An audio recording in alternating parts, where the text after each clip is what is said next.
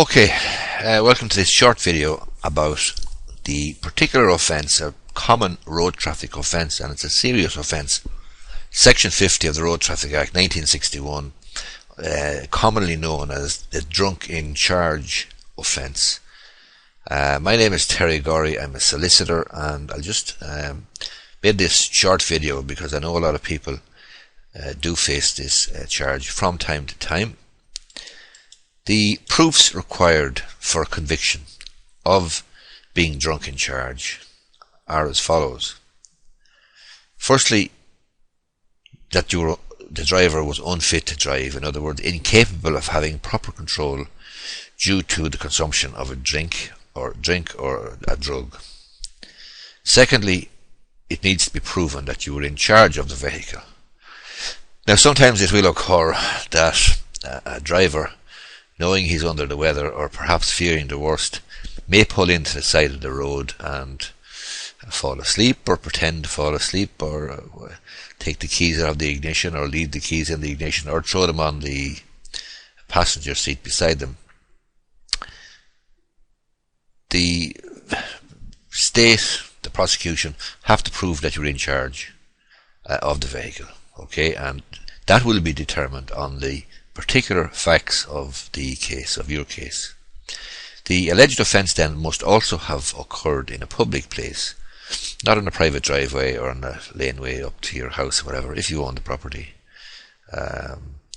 Now, the state also must prove that you intended to drive, or you intended to attempt to drive. So there must be an intention to drive. However, it's a pretty low barrier, to be quite honest with you, and there is a presumption in the Act that if you are proved to have been in charge of the car, it is presumed that you intended to drive it or attempt to drive it, unless you can show or demonstrate otherwise. That can be difficult enough to do, to be quite honest about it, having looked at some of the decided decisions in this for this offence, particularly a Supreme Court decision. Can't remember, I think it's DPP versus Byrne, where the driver was sitting in the driver's seat. The keys were in the ignition, turned 2 clicks. He was asleep, and he was convicted of this offence. So, if the Garda then is of the opinion that you're committing or committed this offence, he does not need a warrant to arrest you.